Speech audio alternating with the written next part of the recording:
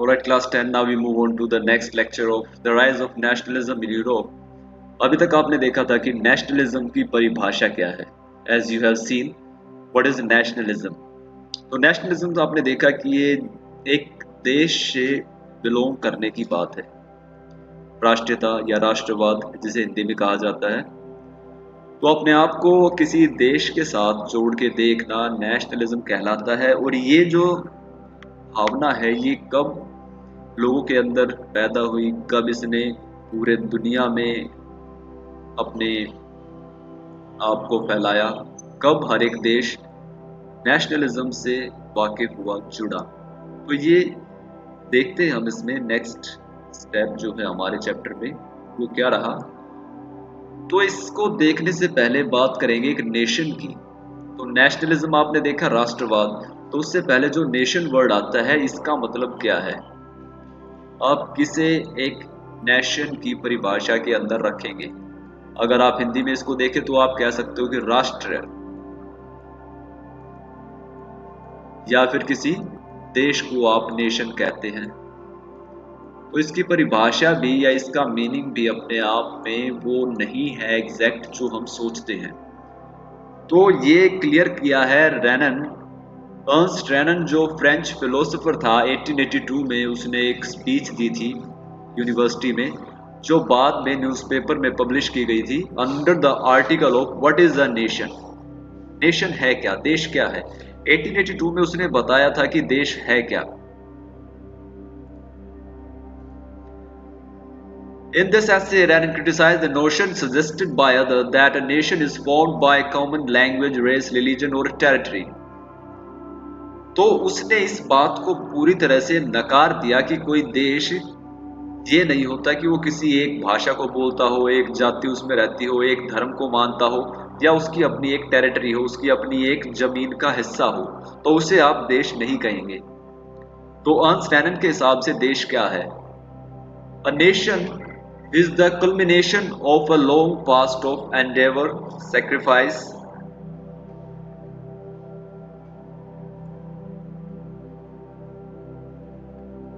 devotion, a heroic past, great man, glory, that is the social capital upon which one bases a national idea. तो इसके हिसाब से कहा गया है कि एक देश वो होता है जिसमें एक इतिहास रहा हो, किस चीज का, त्याग का, वीरता का, देश के लिए मर मिटने का. तो ये एक देश का इतिहास होता है जो उसको एक देश या एक नेशन बनाता है. अगर ये उसके लोगों में रहा है तो वो देश एक नेशन कहलाएगा. A heroic past, great man, glory, that is a social capital upon which one bases a national idea. एक ऐसा पास्ट जो हीरोइक रहा हो, जैसे भारत का सम्राट अशोक, चंद्रगुप्त, हर्षवर्धन. तो ऐसे राजा महाराजा भारत में रहे हैं जिन्होंने अपनी वीरता से पूरी दुनिया में नाम रोशन किया है भारत का. तो ये एक बेस होता है किसी भी देश को खड़ा करने के पीछे.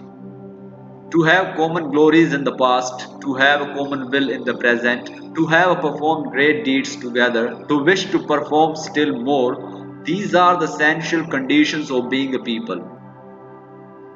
तो लोगों के बीच में एक जैसी भाषा या एक जैसी वीरता की कहानियों का एक बेस हो. जैसे भारत की अगर आप बात करें तो हमारी कॉमन ग्लोरीज रही हैं, राम हो या फिर महाभारत हो या फिर हमारे महान अशोक, सम्राट अशोक या चंद्रगुप्त, समुद्रगुप्त, जितने भी राजा महाराजा रहे हैं, जितनी भी इन्होंने जीत हासिल की, दुनिया को जीता है, तो वो हम सब अपना मानते हैं. हम उस चीज को शेयर करते हैं, हम उस चीज को अपने से अलग नहीं देखते. To have a common will in present, और हमारी प्रेजेंट में भी यही सोच है कि भारत उसी राह पर चले, दुनिया में विश्व विजेता बने, दुनिया में टॉप पर रहे. तो ये हर भारत का जो सिटीजन है वो ये चाहेगा. तो ये एक नेशन को नेशन बनाता है. A nation is therefore large scale solidarity. तो नेशन क्या है, एक बहुत बड़े लेवल पर एकजुटता होना है, एकता के साथ रहना, ये नेशन है. Its existence is a daily plebiscite. A province in its inhabitants If anyone has the right to be consulted, it is the inhabitant. और ये एक ऐसी एग्जिस्टेंस है जो daily plebiscite province in its inhabitants, इसके नागरिकों में, इसके देश के वासियों में ये सदा से ही रही है। और जब कभी उस देश की बात आती है तो उस देश के लोगों से पूछे बिना, उस देश के लोगों से जाने बिना आप इस चीज को कभी नहीं जान सकते। A nation never has any real interest in annexing or holding on a country against its will. कोई भी देश कभी भी नहीं चाहेगा अपने देश की जनता के खिलाफ जाना। जो भी देश के लोग हैं वही जो देश के लिए सोचते हैं वैसा ही होगा। कभी भी कोई चीज उसके खिलाफ नहीं जाएगी।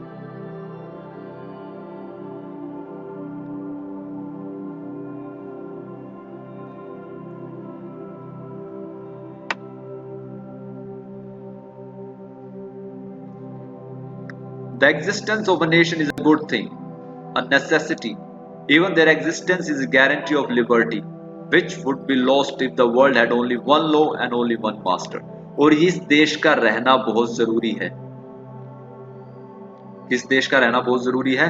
जहां पे लोग एक जैसा सोचते हैं, यूनिटी में रहते हैं और अपने देश के लिए मर मिटने को तैयार रहते हैं। ऐसे देश के लिए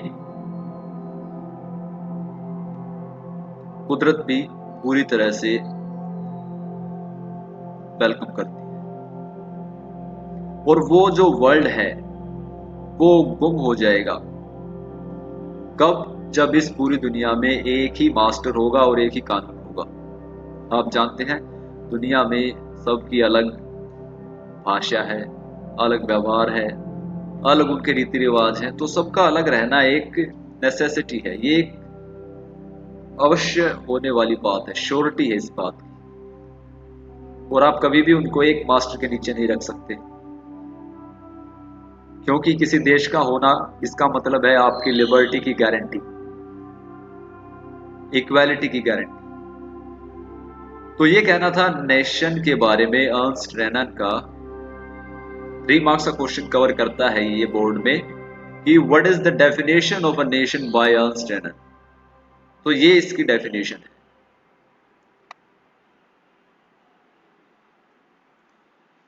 Now we move on to the French Revolution. You have studied in 9th class. What was the French Revolution? You very valid. French Revolution was one of the best, you can say, the inspirational event happened during the 18th, 19th centuries, and it aware all around the world.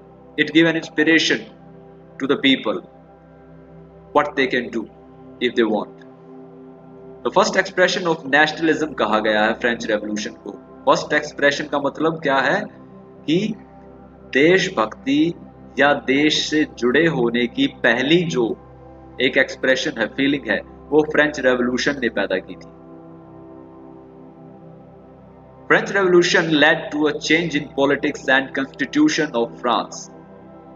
In 1789, the power was transferred from monarchy to a body of citizens. It was proclaimed that henceforth the French people would shape the destiny of their country. French revolution ने France की राजनीति को पूरी तरह से बदल के रख दिया था और कॉन्स्टिट्यूशन बनाया गया था पहली बार फ्रांस में 1789 में। यू नो दैट मोनार्की जो थी, लुई 16 जो था, उसको हटाकर बॉडी ऑफ सिटीजन यानी नेशनल असेंबली को यहाँ पर रूलिंग का अधिकार दिया गया था। और ये कहा गया था कि French people would shape the destiny of their country. आज के बाद फ्रेंच पीपल ही फ्रांस की भाग्य निर्माता होंगे, फ्रांस की किस्मत के बनाने वाले होंगे। कोई लुई 16 नहीं, कोई राजा नहीं, जो भी होगा जनता तय करेगी। So now we move on to the Paris. This was happened in Paris, you know, French Revolution's day, creating a sense of nationhood, एक देश की भावनाओं को क्रिएट करना। The idea of a fatherland and citizen was created to emphasize a community which enjoyed equal rights under the constitution. तो fatherland यानी हमारे Motherland, मातृभूमि, उन्हों का आइडिया फादरलैंड, वो अपनी जमीन को फादरलैंड को उससे कहते हैं। तो ये क्रिएट किया गया था ऐसी कम्युनिटी को बनाने के लिए जो इक्वल राइट एंजॉय कर सके under the constitution. Means rule of the constitution. Rule of constitution का मतलब क्या होता है? Equality, freedom. The royal standard was replace with the new French flag, a tricolour. राजाशाही का जो प्रतीक था, उसका झंडा, किंगशिप का झंडा, वो हटा दिया गया और नया फ्लैग यहाँ पर इंट्रोड्यूस किया गया, try colour. The state general replaced by the national assembly.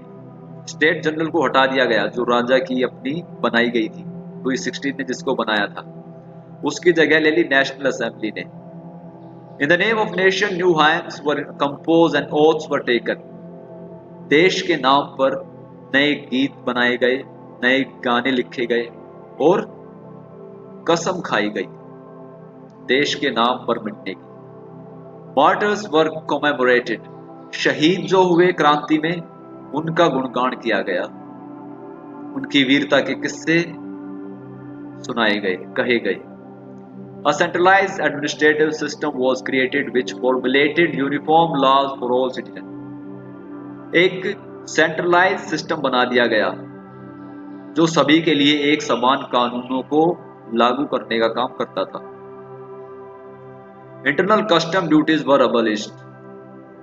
जो व्यापारी थे उनको जो टैक्स देना पड़ता था देश के अंदर ही अपना व्यापार करने के लिए, वो हटा दिया गया। अब एक जगह का व्यापारी देश में दूसरी जगह आ जा सकता था, अपने सामान को बेच सकता था। A uniform measure of weights and measures adopted. Weights और मेजरमेंट तय कर दिया गया ताकि मार्केट में किसी भी तरह की गड़बड़ी ना हो। Regional dialect were discourage, French language promoted. Promotion of the French language. लोगों को कहा गया कि फ्रेंच स्पीकिंग करें, अपनी देशी भाषा ना भूलें। फ्रेंच लैंग्वेज को पूरे देश के लिए जरूरी कर दिया गया और फ्रेंच लैंग्वेज लोगों को कहा गया कि वो अपनी बोली की जगह देश की जो बोली है फ्रेंच, उसे बोले। The revolutionaries declared that it was the mission and destiny of French people to liberate the people of Europe from despotism and help other regions of Europe in becoming nations. Revolutionaries ने ये भी कहा कि ये उनका mission है कि वो पूरे यूरोप में इस देशभक्ति को फैला दें, लोगों को आजाद कर दें राजाओं के रूल से। राजाओं की जो मन मर्जी वाला कानून था उससे लोगों को मुक्ति दें और पूरे यूरोप के देशों को नेशन बना दें। जो रीजन्स बटे थे छोटे छोटे, उन छोटे छोटे रीजन्स को अब हटा दिया जाए और उन रीजन्स की जगह ले ली जाए नेशंस की तरफ से। अब वो एक देश बनकर उठे। Effect on other part of Europe. What was happened when French revolution occurred. तो फ्रेंच रेवोल्यूशन का क्या प्रभाव रहा दूसरे हिस्सों पर यूरोप के। In different cities of Europe people became motivated. तो ये काम सबसे ज्यादा है इंपॉर्टेंट, मोटिवेट किया इसने, लोगों को इंस्पायर कर दिया। As a result student and other people from educated middle class starting setting up Jacobin clubs. Jacobin clubs आपने देखा था क्या था, जैकबिन क्लब्स बनाने शुरू कर दिए गए। पॉलिटिकल क्लब्स होते हैं जैकबिन क्लब्स, जो पॉलिटिकल चीजों को डिस्कस करते हैं। Their activities made a ground for further encroachment by French armies.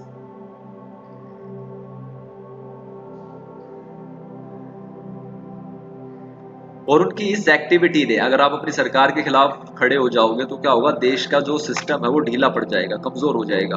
और वो किसके लिए ग्राउंड तैयार करेगा? एनक्रोचमेंट के लिए। दूसरे देश यहाँ पर कब्जा करने की सोचेंगे। तो ये फ्रेंच आर्मीज के लिए दूसरे देशों में कब्जा करना आसान हो गया क्योंकि वहां के जो लोग थे वो अपनी सरकार के खिलाफ खड़े हो चुके थे, अपने राजा के खिलाफ खड़े थे। तो फ्रेंच आर्मीज के लिए ये मौका था उनके देश में जाके कब्जा करने का, और ऐसा किया भी नेपोलियन ने। The French army moved into Holland, Belgium, Switzerland and large part of Italy in the 1790s. और इसके बाद फ्रेंच आर्मी ने स्विट्जरलैंड, होलैंड, बेल्जियम, इटली, इनके बड़े हिस्से पर अपना कब्जा किया। So this is the end of lecture 2. In the next lecture we will talk about Napoleon, a very important figure of our history chapter. Okay, until then stay tuned. Thank you.